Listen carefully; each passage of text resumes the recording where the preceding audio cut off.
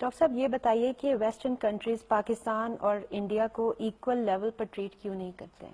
دیکھیے ابھی اس کی ایگزامپل دیکھ لیں، بڑا انٹرسٹنگ کویسچن ہے۔ جس طرح سے آئی سی جی نے، انٹرنیشنل کورٹ آف جسٹس نے پاکستان کو 3 دن کے نوٹس سے بلا لیا اور ہماری حکومت اور اس کی ٹیم جو ہے وہ دم ہلاتے ہوئے وہاں پہ لینڈ کر گئی، کیا آئی سی جے کبھی ہندوستان کو اس طرح سے بلاتا؟ انہی سرکمسٹانسز میں اگر پاکستانی آفیسر ہوتا، اس کو سزائے موت ہوئی ہوئی ہوتی، آئی سی جے کبھی انڈیا کو 3 دن کے نوٹس پہ نہ بلا سکتا؟ ڈاکٹر صاحب اگر بلا لیتے تو کیا بھارت چلا جاتا ہے؟ بالکل بھی نہ جاتا۔ دیکھیے اگر یہ سچویشن کو الٹا کر دیں، اگر یہی نوٹس بھارت کو ملتا، اسی طرح سے ڈیتھ پینلٹی کی سچویشن ہوتی، سارے ایموشنل گراؤنڈز ہوتے، بھارت کا آرگومنٹ یہ ہوتا ہے کہ ہمیں 3 دن کے نوٹس پہ ہم جورسڈکشن کو کویسچن کرتے ہیں، ہم سمجھتے ہیں کہ جورسڈکشن نہیں بنتی ہے، ہم اس کو ایگزامن کریں گے، ہم فوری طور پہ ویسے بھی کوئی ایکسیکیوشن ابھی نہیں کرنے لگے، ابھی اپیل کا پروسیس رہتا ہے، اور ہم اس کو ایگزامن کر لیں، پھر ہم دیکھیں گے، ابھی 3 دن کے نوٹس پہ تو ہم نہیں آ سکتے۔ تو پاکستان نے اتنا یہ ڈیسیجن کیوں لیا؟ یہ اتنی 3 دنوں میں کیوں چلے گئے؟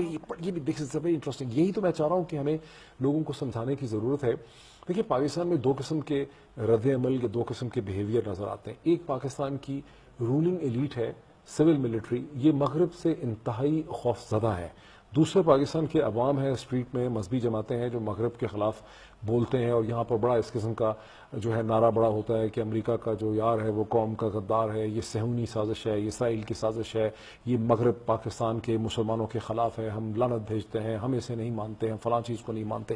یہ جو ریجیکشنسٹ یعنی فیلنگز ہیں پاکستان کے اندر مغرب کے لیے یا دنیا کے لیے، یہ ورلڈ آرڈر کے لیے، ان ریجیکشنسٹ فیلنگ کا، اور دوسری طرف جو پاکستان کی رولنگ ایلیٹ کا سجدہ کرنے کا ٹرینڈ ہے کہ جیسے ہی ان کو ایک گوری چمڑی انگریز جو ہے یا کوئی ویسٹرن چیز نظر آتی ہے تو اس کے سامنے بالکل لٹک جاتے ہیں، لیٹ جاتے ہیں، ڈر جاتے ہیں، گھبرا جاتے ہیں۔ ایک اوبیڈینس کی ان کی فیلنگ جو ہے، ایک بلکہ میں کہوں گا کہ جو پوسٹ کولونیل سوسائٹیز کے اندر کا یہ ٹرینڈ ہے، آپ کو یہ فیلنگ ترکی میں نظر نہیں آئے گی، آپ کو یہ فیلنگ ایران میں نظر نہیں آئے گی، آپ کو یہ فیلنگ چائنا میں نظر نہیں آئے گی۔ تو ڈاکٹر صاحب یہ بتائیے کہ بھارت میں یہ فیلنگ کیوں نہیں ہے، حالانکہ وہ بھی ایک نیبر ہے؟ That's very interesting. بھارت کا بھی وہی بیک گراؤنڈ ہے پوسٹ کولونیل سوسائٹی کا جو کہ پاکستان کا ہے، بالکل ایک ہی طرح کا بیک گراؤنڈ ہے، لیکن بھارت کے اندر ایک بڑی strong Marxist leftist intellectual movement رہی ہے، جو کسی حد تک کانگریس بھی ایک لیفٹ اورینٹڈ پارٹی تھی، جنہوں نے بہت زیادہ لوگوں کو ذہنی طور پہ تیار کیا ہے۔ ان کا اگر آپ لٹریچر دیکھیں، ان کا ادب دیکھیں، ان کی سیاسی تحریکیں دیکھیں،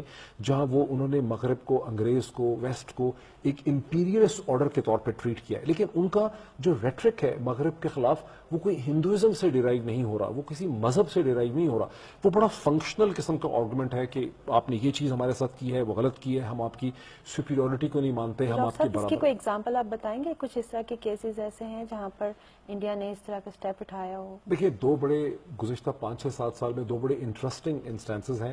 ایک جس کو میں کہوں گا دیویانی کھوبرا گاردی کا کیس، جو کہ امریکہ میں نیو یارک میں ہندوستان کی کونسل جنرل تھی۔ ذرا ڈیٹیلز بتائیے گا۔ اچھا، اس کیس میں اگر وہ پاکستانیوں کے ساتھ ہوتا تو کیا کرتے، لیکن دیکھیں جو ہندوستانیوں کے ساتھ ہوا تو کیا ہوا۔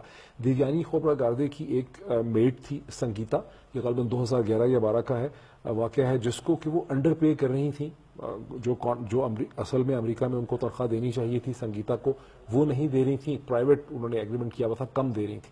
کمپلین ہو گئی، امریکن پولیس نے بڑی جناب ضرورت سے زیادہ بہادری دکھائی، انہوں نے صبح جب وہ اپنے بچوں کو اسکول سے چھوڑ کے آ رہی تھیں انہوں نے گرفتار کر لیا، تھانے میں لے گئے، اسٹرپ نیکٹ کیا، مگ شاٹس بنائے۔ اب انڈین فارن آفس نے اس پہ بڑا شدید رد عمل کیا، ہندوستان کے اندر بڑا رد عمل ہوا اس پہ۔ امریکنز کا یہ کہنا تھا جی ہمارے یہاں تو یہی پروسیجر ہے، جو کوئی بھی اریسٹ ہوتا ہے اس کے اسی طرح سے مگ شاٹ بنتے ہیں، اس کو ننگا کیا جاتا ہے، اسٹرپ نیکڈ کیا جاتا ہے۔ بٹ انڈین فارن آفس اور انڈین گورنمنٹ نے کہا not with in the Indian diplomat, اور انہوں نے امریکہ میں امریکہ کی جو ایمبیسی تھی جس نے اس میڈ کو ویزا دیا تھا، جن لوگوں نے وہ ویزا دیا تھا انہوں نے سمجھا کہ یہ ایک طرح کی سازش تھی، انہوں نے ان کو پرسونا نان گراٹا قرار دے کے ہندوستان سے نکالا۔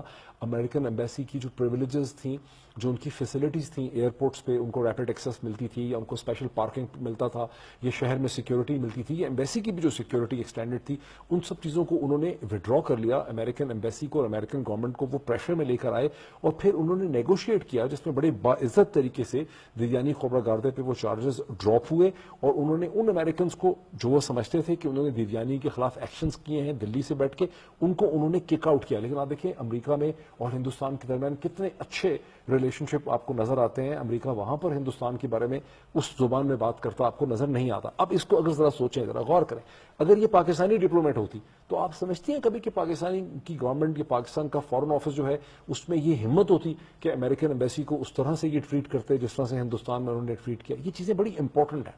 ایک اور واقعہ بھی ہے غالباً اٹالین امبیسڈر کا, اس کے بارے میں وہ اس سے بھی بتائیے. زیادہ انٹرسٹنگ ہے. دیکھیے, جب دو اٹالین جو غالباً مرین تھے, انہوں نے فائرنگ کی کیرالا میں, جس میں کیرالا کے 2 فشرمین جو ہیں ان کی ڈیتھ ہو گئی, وہ اریسٹ ہو گئے. جب وہ اریسٹ ہوئے, ابھی کورٹ ٹرائل پینڈنگ تھا کہ اٹالین گورنمنٹ نے یہ کہا کہ جی ہمارے ہاں ان کو آنے دیں الیکشن کے لیے, اور بہانے سے, اور بلکہ یہ ہوا کہ اٹالین جو امبیسڈر تھے انہوں نے کہا کہ میں انڈر ٹیکنگ دیتا ہوں کہ جب بھی ان کو ٹرائل کی ضرورت ہوگی تو یہ اٹالین جو میرینز ہیں یہ واپس جو ہے آ جائیں گے, ٹرائل سٹینڈ کریں گے. اور اٹالین امبیسڈر نے انڈرٹیکنگ دے دی. ہندوستان کی سپریم کورٹ نے اس انڈرٹیکنگ کو ایکسیپٹ کیا اور انہیں جانے دیا.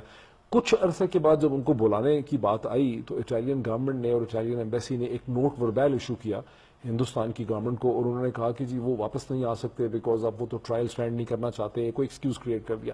اس پہ انڈین سپریم کورٹ نے یہ کہا کہ اٹلی کے جو ایمبیسڈر ہیں ہندوستان میں ان کو ریسٹرین کیا جائے, انہیں ہندوستان سے باہر جانے کی اجازت نہیں ہے. وہ کیا گیا تھا؟ بالکل کیا گیا. باقاعدہ مارچ میں 2013 میں سمجھتا ہوں یہ واقعہ ہے, آرڈرز ایشو ہو گئے, اٹالین ایمبیسڈر کو ڈیٹین کر دیا گیا, وہ ان کے پاسپورٹ لے لیا گیا, وہ ہندوستان چھوڑ کے نہیں جا سکتے تھے. پھر اٹالین گورنمنٹ نے کمپلائی کیا, وہ دونوں میرینز واپس آئے تو ہندوستان کی سپریم کورٹ نے اٹلی کے ایمبیسڈر کو جو ہے ٹریول کرنے کا رائٹ دیا. اب دیکھیں, امیجن کریں, کیا پاکستان میں کسی ویسٹرن کنٹری کے ایمبیسڈر کے ساتھ پاکستان کی کورٹ ایسے کرے گی؟ نہیں کر سکے گی. لیکن یہ وہ اسینشیل چیزیں ہیں in terms of decision making جو آپ کو گلوبل آرڈر کی دس از آئی ول کال کیلکولیٹڈ ڈیفائنس. آپ کو انڈرسٹینڈنگ بھی ملتی ہے, آپ کو ریسپیکٹ بھی